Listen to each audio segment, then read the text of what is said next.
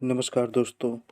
प्रस्तुत हैं पन्नालाल पटेल की लिखी हुई कहानी सीमा रेखा। साहब, मेरे टुकड़े टुकड़े कर दो, मगर मेरे दादा को मत काटो। फरियाद कर रहे उस जवान आदिवासी भील की आंखों को मैं ताकता रहा। पक्की सड़क की सीमा रेखा आंकते वक्त शिकायत करने वालों की कोई कमी न थी। किसी की क्यारी कट रही थी, किसी का बिना पानी के गेहूं उगाने वाला खेत तबाह हो रहा था, और सारे किसान हमारे सामने हाथ जोड़कर गिड़गिड़ाते रहते थे। उनमें से कई तो हमारे इंजीनियर साहब के पांव पकड़कर आंसू बहाते हुए नतमस्तक तक हो जाते थे। उन सभी लोगों की बातें हम सुनने लगे तो सड़क बनाने का काम ही ठप हो जाए। इसलिए हम ढीठ बनकर उन लोगों का यह तमाशा देखते हुए आगे बढ़ते रहे। अब तो सिर्फ नाप ले रहे हैं, अभी कुछ कटने वाला नहीं है। वक्त आने पर जो कहना है सो कह देना। मगर उस जवान भील के शब्दों ने आंसू बहा रही उसकी नींबू की फांक जैसी आंखों ने, और उसके पीछे से झांक रही उसकी दृढ़ता ने मुझे आगे बढ़ने से रोक लिया। समझते हुए भी मैंने सवाल किया, किस दादा की बात कर रहा है तू? और मैं मुस्कुराते हुए उसे देखता रहा। जवाब देने के बजाय वह सिर उठाकर पैर की ओर आसमान को आलिंगन दे रही उसकी बड़ी बड़ी शाखाओं को स्थिर नजर से देखता रहा, मानो जहर का घूंट निगल रहा हो। ऐसे आंसुओं को पीते हुए उसने मेरी ओर देखा, फिर खुद से कुछ कह रहा हो इस प्रकार बोला, ठीक ही कहता हूँ साहब, कुछ अनहोनी होकर रहेगी। और फिर सुबह सुबह कर रोता हुआ वह जमीन पर बैठ गया। मैं समझ गया उस जवान ने अपना गुस्सा ऐसे दबा रखा था मानो हनुमान जी ने अपने पैरों तले आफत दबा रखी हो। बेशक मेरे लिए डरने की कोई बात नहीं थी, क्योंकि हमारे पास कर्ण के कवच से भी बढ़कर ऐसी सत्ता थी जो लोकतंत्र के किसी भी नागरिक को आंख झपकते ही, अरे एक आवाज निकालते ही जंजीरों में बांध सकती थी। अखबार या तथाकथित तटस्थ मानवता प्रेमी शोर मचाने लगे तो उनके मुंह बंद करने के लिए हमारे पास बारूद भी तैयार था। साम्यवादियों द्वारा उकसाए जाने पर इन लोगों ने हल्ला किया, इसलिए डर के मारे नहीं बल्कि दया भाव से मैंने उस भोले जवान को सांत्वना दी। अरे पगले, मर्द होकर औरत की तरह रो रहा है, और वह भी एक महुए के पेड़ की खातिर। मेरे सहायकों और चपरासियों ने भी हंसकर मेरा समर्थन किया, हालांकि अपने बेमानी शब्दों और हंसी से उस जवान की खिल्ली ही उड़ा रहे थे। मैंने कहा, आम के पेड़ के लिए इतनी चिल्ला पोड़ करता तो कोई बात भी थी। वह खड़ा हो गया मानो मुझे काट खाना चाहता हो, वैसे हाथ फैलाते ला, अरे साहब, इसमें आपकी अक्ल कैसे काम करेगी, और मुझ पर तरस खा रहे हो। खुन्नस भरी आंखों से मुझे घूरते हुए वह आगे बोला, आम तो 2 दिन में सड़ जाएगा, जबकि ये महुए तो धान के माफिक 12 महीने वैसे के वैसे बतासे जैसे रहेंगे। आप क्या जाने, यह पेड़ तो मेरे दादा परदादा का भी दादा है। इसके फुल्ले खाकर अकाल के बुरे दिन बिता दिए हैं, और अब भी हम 5 मर्द इसके महुए खाकर ही जी रहे हैं। उसके दिल में मानो कोई भंवर उठ रहा हो। गर्दन तक बालों से घिरे हुए सिर को हिलाते हुए वह मानो खुद से बोला, या तो आप मरेंगे या मैं मरूंगा।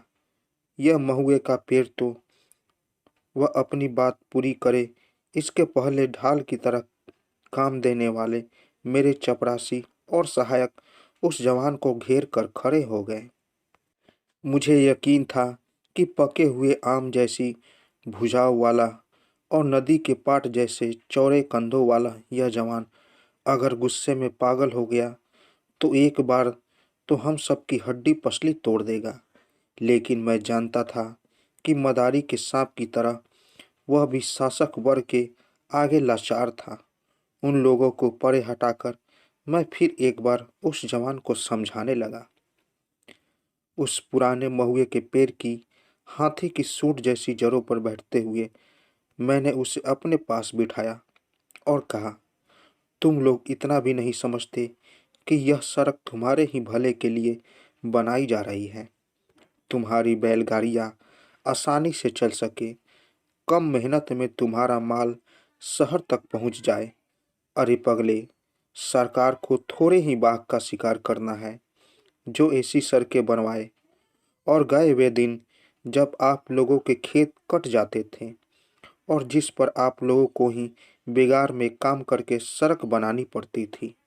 कोई हनुमान भक्त हनुमान चालीसा पढ़ेगा, वैसे मैं भी सरकार के तारीफों के पुल बांधता रहा और उस जवान को सुनाता रहा।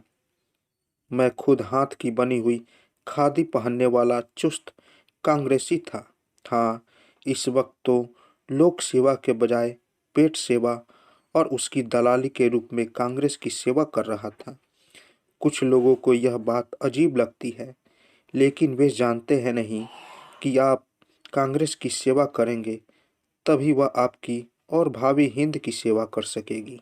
इन वह अबोध जवान समग्र देश का लाभ न देखकर अपनी ही राग अलाप रहा था।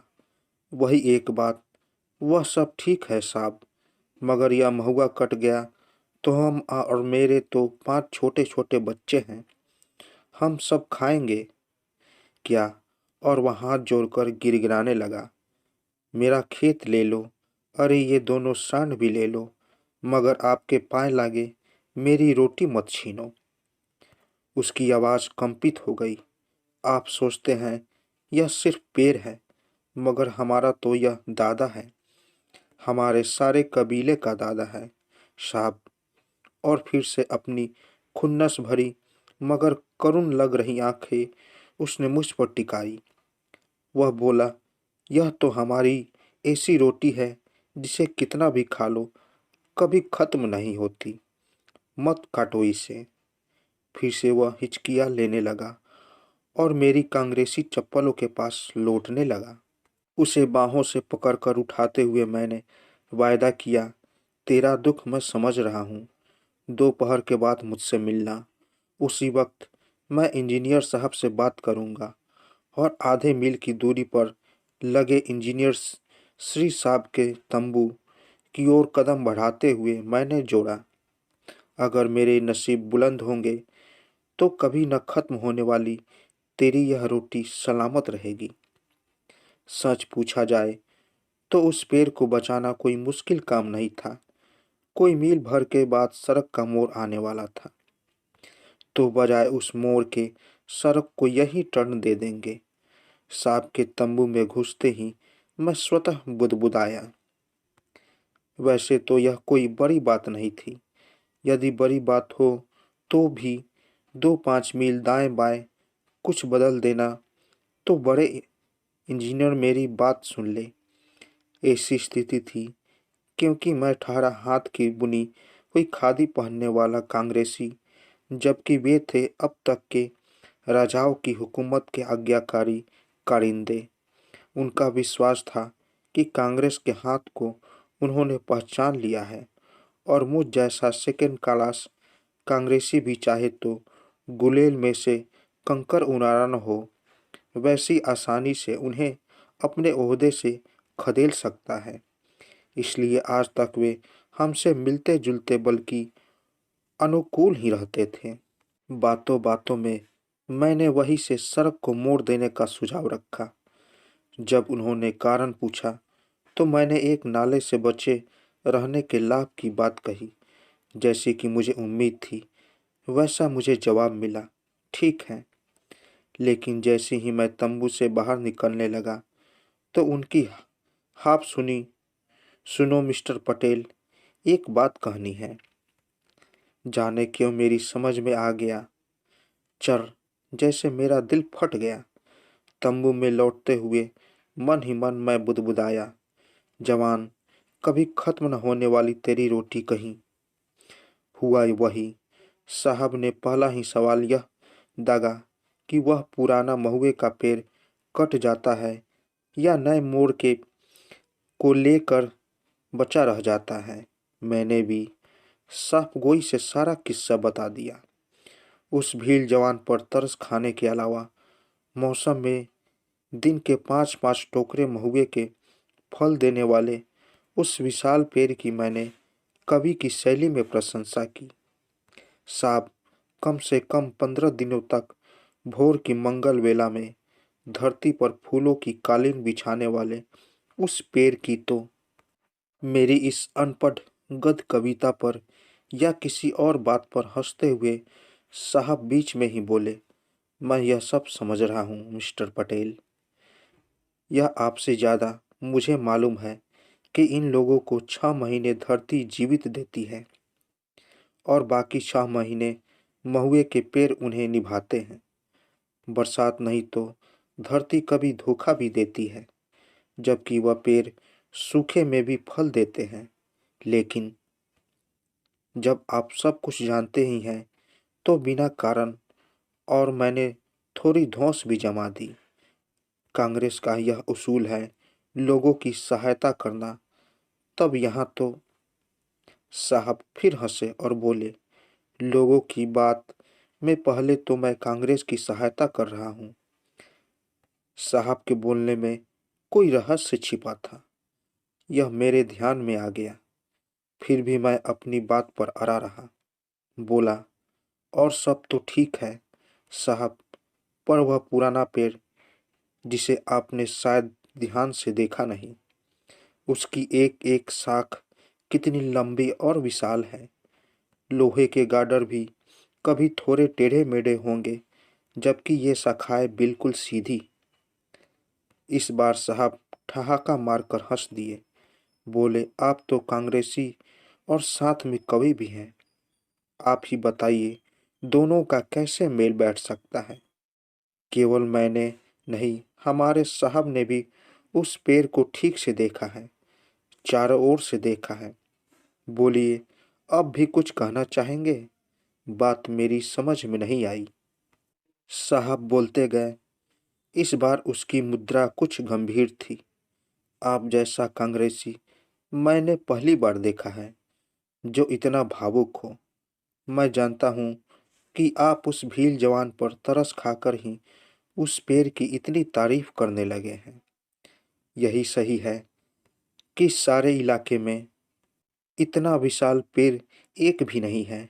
लेकिन और अपनी छोटी छोटी आंखें मुझ पर गड़ाते हुए वह बोले, क्या आप जानते हैं उस पेड़ की विशालता और सीधी शाखाएं ही उनके लिए घातक साबित हुई है। मैं चुप्पी साध गया। 2-5 पलों के मौन के बाद उन्होंने बातों का सिलसिला आगे बढ़ाया। इसलिए उसे बचाने का जिक्र छोड़े बिना ही नाले का खर्च 1000 रुपए बढ़ जाता है। फिर भी जो हो रहा है वही होने दीजिए। अगर आप चाहेंगे तो महुए के फलों के मौसम के बाद तुरंत ही, तब तो उसका मतलब ही क्या रहेगा। साहब, मैंने कुछ रूखे स्वर में कहा, मानो रूठ गया हूँ। वैसे उठते हुए मैं बोला, आपकी बातों से उस पेड़ को काटने की वजह ठोस मालूम होती है, लेकिन इतना तो निर्विवाद है कि उस जवान की कभी खत्म होने वाली रोटी खत्म हो जाएगी। तब सुनिए, साहब बोले, अगर इस पेड़ को मैं बचाता हूँ तो पेंशन के रूप में खत्म न होने वाली मेरी रोटी भी खत्म हो जाएगी। आप नहीं मानेंगे, अरे कोई भी शख्स मानेगा कि महुए का यह पेड़ न होता तो सड़क की सीमा और ही तरह से आंकी जाती। मगर यह महुए का पेड़ कटने पर उसका पाठ ही सीमा रेखा बनकर आपको आगे ले जाएगा। अब जाइए, आप कांग्रेसी भले रहे हो, गांधीवादी न बनिए, खासकर मेरी खातिर। इस मामले में तो बिल्कुल ही नहीं। साहब के अंतिम शब्दों में समझने वालों के लिए काफी कुछ रहस्यमय था। व्यंग्यपूर्ण था, उसमें फिक्र काशी थी, बहुत कुछ था। और मैं महुए के पेड़ की बजाय अपने मुकाम की ओर चला गया। जाने को उस पेड़ तक जरूर जा सकता था, लेकिन उस जवान को क्या मुंह दिखाता। कुछ समय पहले मैंने हनुमान चालीसा की तरह कांग्रेस सरकार की आरती उतारी थी और बिस्तर पर लेटे लेटे मैं सड़क की सीमा रेखा के बजाय कांग्रेस सरकार की सीमा रेखा के बारे में सोच रहा था। धुंधली सी सीमा रेखा आंक रहा था। देर से काम पड़ गया, तब भी उस जवान से सच्चाई बताने का मेरा साहस नहीं हुआ। जैसे औरों से बहाने बनाते थे, वैसे उनसे भी कहा, अभी तो कच्चा काम हो रहा है, राज का काम है पगले। कहीं ऐसा भी हुआ है कि यह सड़क की लाइन हो, यूं ही खत्म हो जाए। लगभग 6 महीनों बाद जब मैं उस जगह पहुंचा, तो वह जवान और उसका पुराना मजबूत पेड़ याद आ गया। देखा तो दोनों में से एक भी वहां मौजूद नहीं था। पेड़ का अंजाम क्या हुआ होगा, यह मैं जानता था, लेकिन उस जवान के बारे में मुझे कुछ भी मालूम नहीं था। आसपास के लोगों से पूछा तो जानते हो क्या उत्तर मिला? वह तो उन 5-7 लोगों के साथ ससुराल यानी कि जेल में पहुंच गया है। और यह खबर सुनने वाले लोग, जो खुद को कांग्रेसी मानते थे, खिलखिलाकर हंसने लगे। तो दोस्तों, कैसी लगी कहानी? अगर आप लोगों को कहानी अच्छी लगी हो तो मेरे चैनल को ज़रूर सब्सक्राइब करें और साथ साथ बेल आइकन को भी ज़रूर दबाएं, ताकि मेरी कहानी सबसे पहले आप तक पहुंचे। तो दोस्तों, मिलते हैं एक नई कहानी के साथ एक नए वीडियो में। तब तक के लिए नमस्कार।